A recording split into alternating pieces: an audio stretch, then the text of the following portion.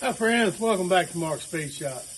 In today's video, we're going to be working on these headers. Now these are the ones for the C10 for the 350 I'm putting in. So I already had a couple of little issues that I had to deal with. You're going to see that in just a moment.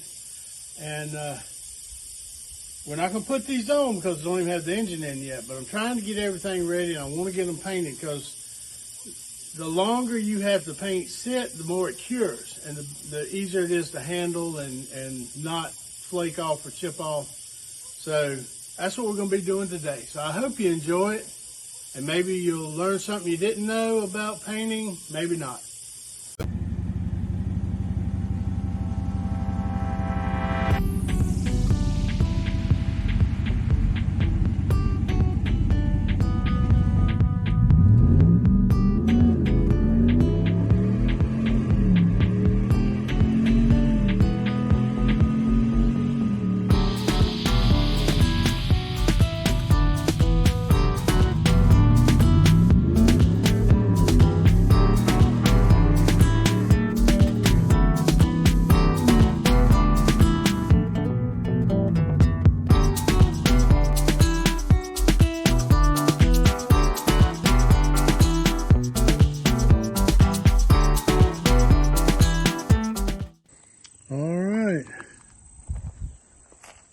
Got a set of headers in.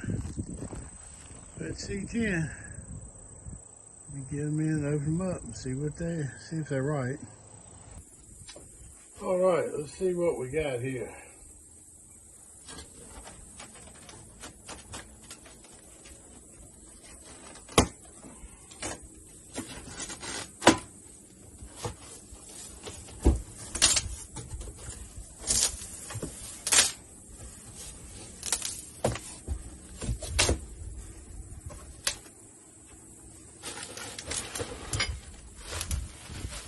I definitely say it's a header.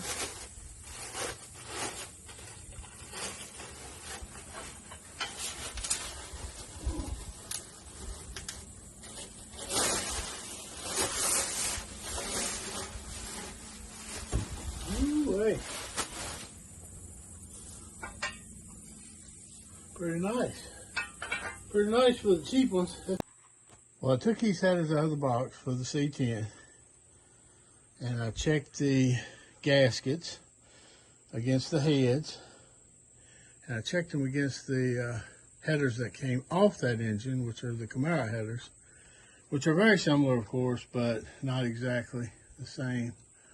The way they're bent and the way they're extended. They look like they're going to work on the C10, but I can't really check that because the V8's not in the C10. But you see how the Camaro headers are notched right there? That's so to go around the little plug that's in the head. Well, these don't have it. I got to figure these must be for maybe a later model Chevy. They're supposed to be for the C10, and as long as they are, see, they're a little bit longer down the tubes than the Camaro ones. Not much, but a little bit. But I'm going to kind of need that clearance to fit the heads I want to put on the Chevy. So I've marked them on this one, and I'm going to try to notch them a little bit. I did put these on the head, and they almost clear, so I really don't need that much notch, but if I can clear it out a little bit, it'll help.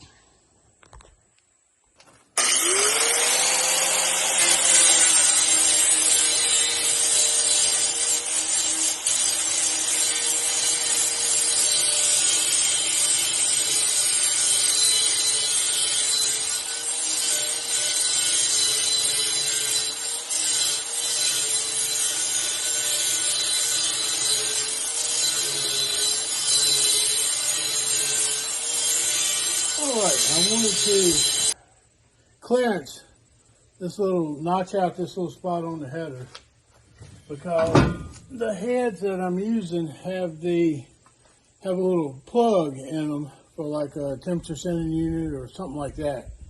And these headers didn't have provisions for it. Now I laid the other headers on them and marked them, and When I tied them up on there, they barely would touch, so I didn't want it to keep it off of there. So I went ahead and clearanced them a little bit, and I test fitted this, and it's fine. It don't quite need that much clearance, but I tested, and I did this one, and got got enough on it. Look how thick those flanges are, man. I mean, they some thick flanges. I hope they work good. I just wanted to clearance those so they work. I'm only going to clearance the front on both, because if I put the heads on right, you know, this one on this side and this one on this side, not just either way, they'll clearance just fine. All right, I'm going to start off with this, where you're going to see in just a minute. I already started off grinding on it. I've been working on that for probably an hour or so. But I'm going to start off with using a DA sander and hitting everything I can with that. And then I'm going to have to hand sand everything else. Now, see, these headers, these are the cheaper ones, which is pretty much what I usually go with.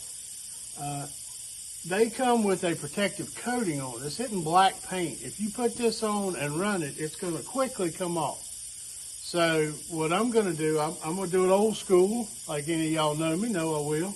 And I'm going to paint them white. But I am using the expensive, well, I think it's expensive, it's almost $20 a can of flame-proof, very high temperature paint. And that's what I paint all my headers with. And so I'm going to do them in white. And you're going to come along and see me. I hope you enjoy it. Thanks for coming back.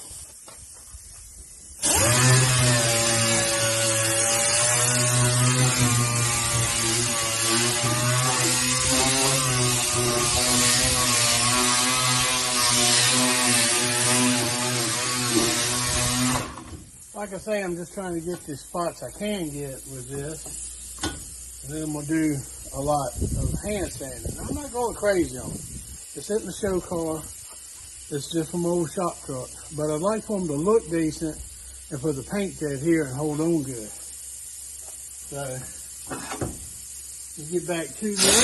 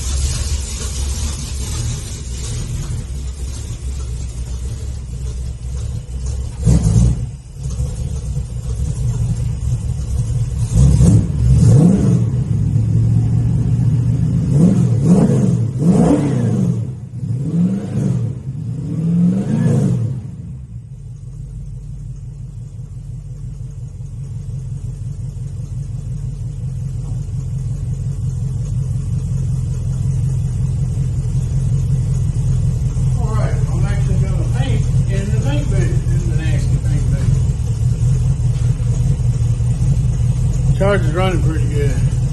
Still got the exhaust link, of course. I hadn't worked on that yet. But it'll be hard trying to load up on it. That's why I rev it so much. I really need to drive it. Alright, now I'm going to use a little bit of hand paper. So I've got them cut down pretty good. You don't have to strip them all the way down, but you do want to sand it. You want to sand it, and then you want to sand it, pretty good.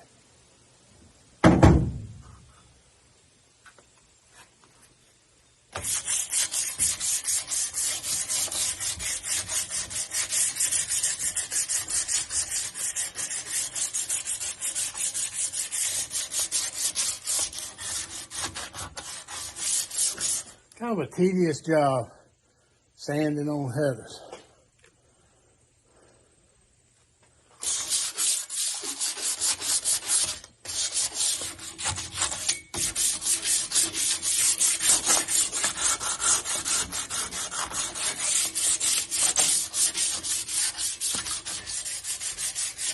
All right, let me work on these for a while. All right, well, y'all know one of my mottos anyway. Good enough.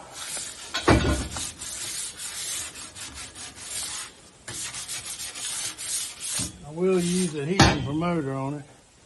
The instructions said that, you know, obviously you have to sand the coating on it, you know, because it's not paint, it's not high heat paint. It doesn't say anything about must take it all the way off. So I think you just mostly sand it, get it off as much as you can, much as you want, and then, you know, prime it and paint it with some good high heat paint. It should hold. I've never had any problem before, and if it does, I mean, nothing's going to stick forever. But if it does come off, you can always touch it up. You don't have to take it off. If you can take it off pretty easily, it's a good way to take it off and paint them every couple of years, whatever you need to do. But, or let them just do what they do naturally. That looks all right too. Depends on what you're shooting for. But all right, let's get this, get it all set up and get in the paint booth. Start shooting a little header paint on. All right, we'll wash them down with a little bit of reducer. Just kind of wipe off some of that old stuff, old primer type material, and any dust. Like I said, I'm not out for a perfect show job on this. Matter of fact, yeah, it's a little rough. It's fine, because it is going on the shop truck, and the whole theme with that shop truck is this kind of rough shop truck. Patina pieces here and there. I have a lot of new stuff, but some of the stuff ain't gonna look as new as it is. Kind of what I'm going for on this. So it don't matter if they ain't perfect, they ain't gotta be. Matter of fact, if they look like something that I pulled out of the shelf out of an old car, that's even better. It'll be fine. I promise. I put some adhesion promoter on the other side.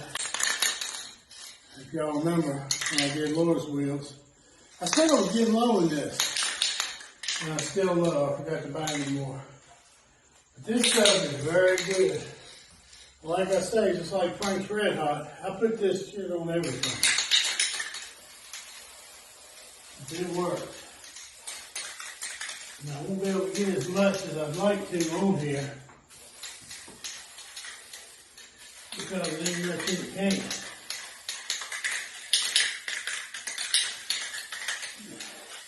Just getting soft.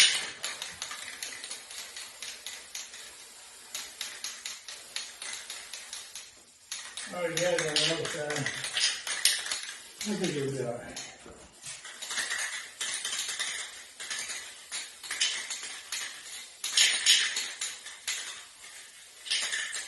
Yeah, it'll be alright.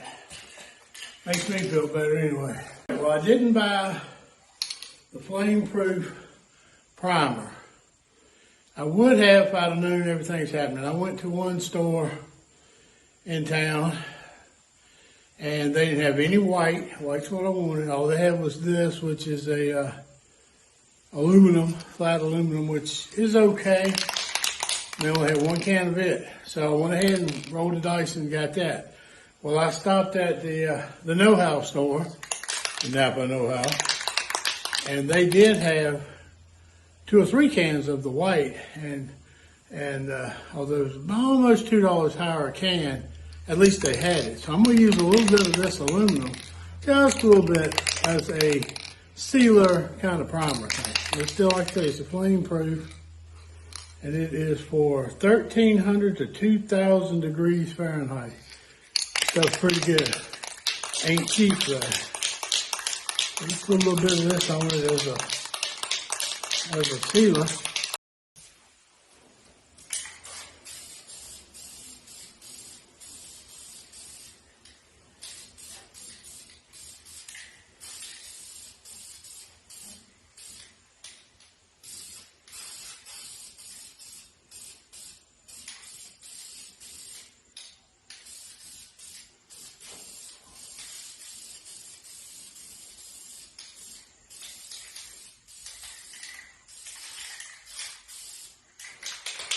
that's not bad. That would look good. But I got it have a way. Alright. I took that whole can just to put kind of a base coat on those. That's why I bought 2 cans of the white. Alright, let's get spraying a little bit of white on here. And it ought to cover pretty good over that silver aluminum. Oh yeah, that's good.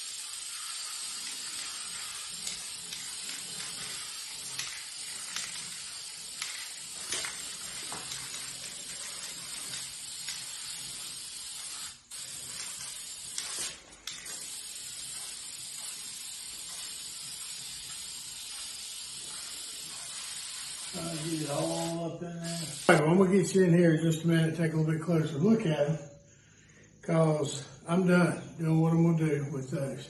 Now, it said in the description when I ordered these for the C10, they may need to be slightly modified for the Z-bar, the clutch linkage, clutch assembly, when put on the C10. And when they say slight adjustments for the clutch, this is what they're talking about.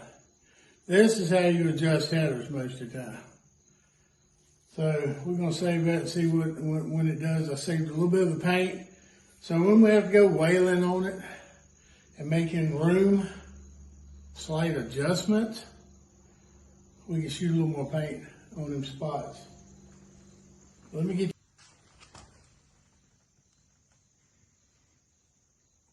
oh, they're still a little shiny right there because they're wet, but that is a flat white. I was just saying it'd be a little more gloss, but beggars can't be choosers, you know. I mean, it is only $20 a can. Well, 18 and some change. So then that's what you get is the flat white high heat. I think they're going to be sweet on that C10, the little 350. It's going to be a little bit of hot rod truck. That's a nice little 350. Got a little cam, double row timing set. Got the new head job on the heads, the 350 400 heads. And 30 over flat top pistons, about 9.8, 10 to 1 compression. Good little engine. It's going to be right in that C10.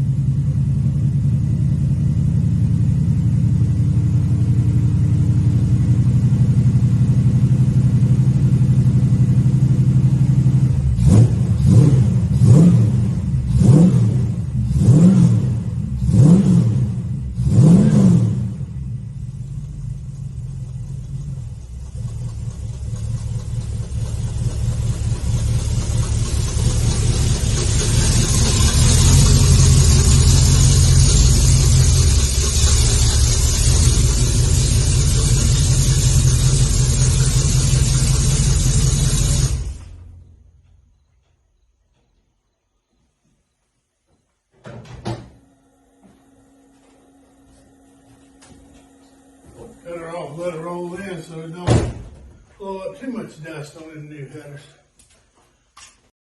All right, well, that's going to wrap up this little video on the long tube headers for the C10.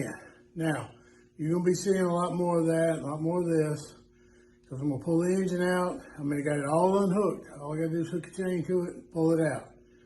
Then I got all the things I need to put on the V8. The motor mounts, the pilot bushing, the clutch, everything. I got to put the flywheel, of course. I got to put all that on before I set it in. So it's going to be a little bit of series, a little bit here and there on that. But I really appreciate you watching. Please come back and see me. I'll be here. Like, share, comment, and subscribe, please. And until next time, I'll see you at the shop.